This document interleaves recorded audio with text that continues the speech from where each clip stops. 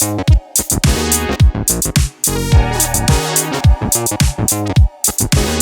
वालेकुम, welcome to my new video. तो इस वीडियो में हम इनपुट फंक्शन क्या होते हैं और उनको कैसे लिखते हैं ये सीखने की कोशिश करेंगे। तो चलिए शुरू करते हैं। तो सबसे पहले हमारे पास स्कैनएफ आता है। अब बेसिकली स्कैनएफ भी स्टैंडर्ड लाइब्रेरी का ही एक फंक्शन है, जैसे प्रिंटएफ था। इन दोनों में फ़र्क सिर्फ ये है कि प्रिंटएफ के अंदर हम जो कुछ भी अपने कोड के अंदर लिखते थे वो वैसे ही हमारी आउटपुट स्क्रीन के ऊपर प्रिंट हो रहा था, हम उसे चेंज नहीं कर सकते थे। लेकिन स्कैनएफ के केस के अंदर एक तो ये इनपुट फंक्शन है और प्रिंटएफ एक आउटपुट फंक्शन था।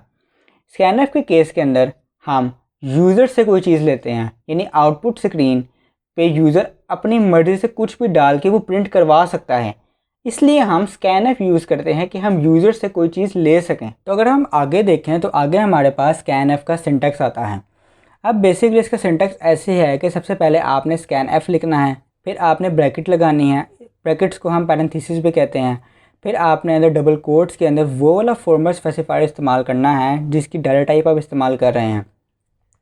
जैसे अगर आप फ्लोट इस्तेमाल कर रहे हैं तो यहाँ पे %f लिखेंगे, फिर आपने कॉमा लगाना है, फिर आपने एक सिंबल डालना है जिसे हम %, कहते हैं। फिर आपने वेरिएबल नेम लिखना है, ब्रैकेट क्लोज करनी है और स्टेटमेंट टर्मिनेटर डाल देना है।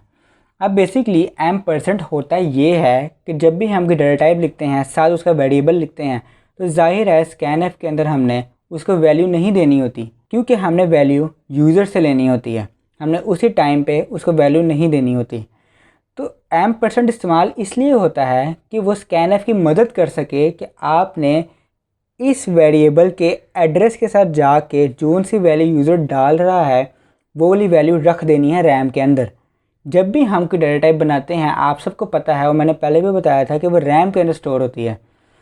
तो हम जब %, अगर नहीं लिखते तो या तो हमारा प्रोग्राम कैंसिल हो जाएगा, यानी कि क्रैश हो जाएगा, या फिर हमें वो गार्बेज वैल्यू रिटर्न कर देगा। मोस्टली हमारा प्रोग्राम हमें एरर दे देता है, हमारा कंपाइलर हमें एरर दे देता है, वो प्रोग्राम रन ही नहीं करता अगर हम %, ना डालें, क्योंकि हमारा सिंटैक्स ही उसका ख़राब हो गया है। तो अब हम स्कैनएफ की कुछ एग्जांपल्स देख लेते हैं। तो मैंने अपना VS कोड खोल लिया है और वहाँ पे ट्यूटोरियल 4 की एक फ़ाइल बना ली है। तो सबसे पहले मैं यहाँ पे डाटा टाइप लिखूँगा इंट, फिर वेरिएबल नेम a, एंड पे स्टेटमेंट टर्मिनेटर, फिर प्रिंटएफ लिखूँगा और प्रिंटएफ के अंदर जो भी मैं लिखूँगा वो वैसे ही हमारी आउटपुट स्क्रीन के ऊपर प्रिंट हो जाएगा। जैसे मैं लिख रहा हूँ enter the value of a, क्योंकि मैं a की वैल्यू ले रहा हूँ क्योंकि वो हमने यूज़र से लेनी है। फिर मैं लिखूँगा स्कैनएफ के अंदर वो वाला फॉर्मेट स्पेसिफायर लिखना है जिसकी डाटा टाइप हम इस्तेमाल कर रहे हैं, जैसे मैं %d लिख रहा हूँ। फिर %, और वेरिएबल नेम, फिर स्टेटमेंट टर्मिनेटर, फिर एंड पे फिर प्रिंटएफ लिखना है क्योंकि हमने वैल्यू को प्रिंट भी करवाना है।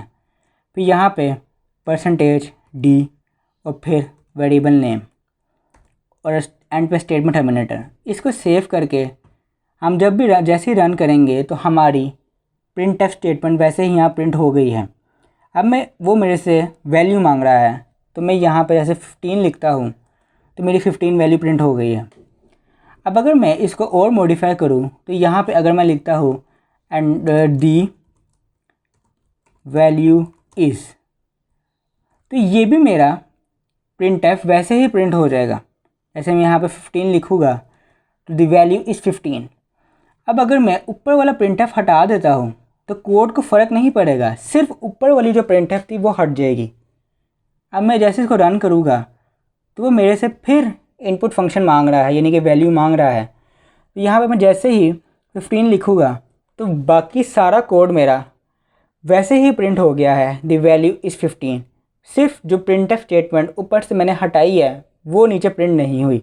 उम्मीद है आपको स्कैनएफ समझ आ गया होगा। तो अगर मैं अब आगे चलूँ तो आगे मेरे पास आता है गेट ch इनपुट फंक्शन। अब बेसिकली ये एक कोनियोर लाइब्रेरी का एक फ़ंक्शन है, यानी कि ये स्टैंडर्ड लाइब्रेरी का फंक्शन नहीं है। इसमें होता ये है कि सिर्फ इसमें एक सिंगल करैक्टर हम प्रिंट करवा सकते हैं और ये करैक्टर डाटा टाइप के साथ ही रन करता है और ये at a time single character he print करवा सकता है। जब हम अपना कोड रन करते हैं तो हम जैसे ही कोई नंबर लिखते हैं वो हमारी स्क्रीन पर शो ही नहीं होता, वो ऑटोमेटिकली रन हो जाता है। इस चीज़ को हम गेट ch कहते हैं। अब गेट ch के बाद इसका गेट चे, ई का मतलब है एको, पीछे एको नहीं था, यानी कि वो हमारी स्क्रीन पे शो नहीं होता था नंबर, वो ऑटोमेटिकली प्रिंट हो रहा था। अब getCH में भी हम कोनियो लाइब्रेरी इस्तेमाल करते हैं, स्टैंडर्ड लाइब्रेरी इस्तेमाल नहीं करते। और ये भी हम जब कोई वैल्यू लिखते हैं आउटपुट स्क्रीन के अंदर वैल्यू शो होती है, लेकिन वो ऑटोमेटिकली कोड रन हो जाता है, हमें उसके लिए एंटर की दबानी नहीं पड़ती।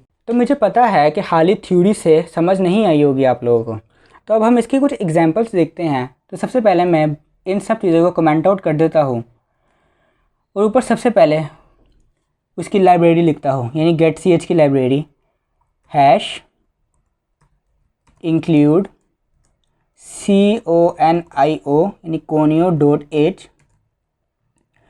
और अब मैं नीचे करेक्टर डाटा टाइप इस्तेमाल करूँगा क्योंकि मैं getCH इस्तेमाल कर रहा हूँ।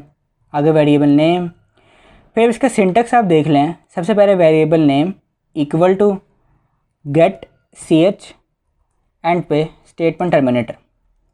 नीचे मैं प्रिंटफ इस्तेमाल करूँगा क्योंकि मैंने वैल्यू प्रिंट करवानी है। मैं यहाँ पे लिखूँगा दी वैल्यू इज़ %C क्योंकि मैं करेक्टर डाटा टाइप इस्तेमाल कर रहा हूँ।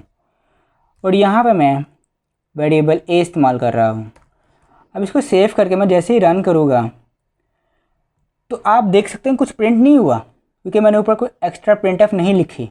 अब मैं जैसे ही कोई सिंगल करेक्टर लिखूँगा, जैसे मैं a लिखता हूँ, तो मेरा जो a मैं लिखा है वो मुझे शो नहीं हुआ, ना ही मैंने एंटर की दबाई है, वो ऑटोमेटिकली प्रिंट हो गया है। जैसे मैं यहाँ पे दोबारा इसको रन करूँ, मैं जैसे 6 लिखता हूँ, वो 6 भी वैसे ही प्रिंट हो गया है। वो 6 हमने जो लिखा है वो हमें शो नहीं हुआ और ना ही मैंने कोई एंटर की दबाई है। अगर हम इसकी दूसरा देखें, जैसे हम getCH देखते हैं, तो इससे हमने कुछ भी चेंज नहीं करना है, सिर्फ getCH के साथ ई लिख देना है।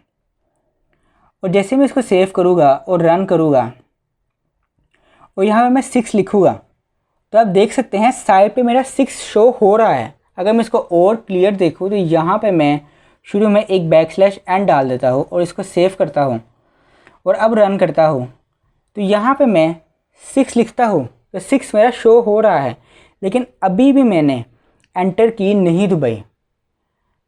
उम्मीद है आपको समझ आई होगी आज की वीडियो। बेसिकली scanf मोस्टली इस्तेमाल होता है, getCH बहुत कम इस्तेमाल होता है।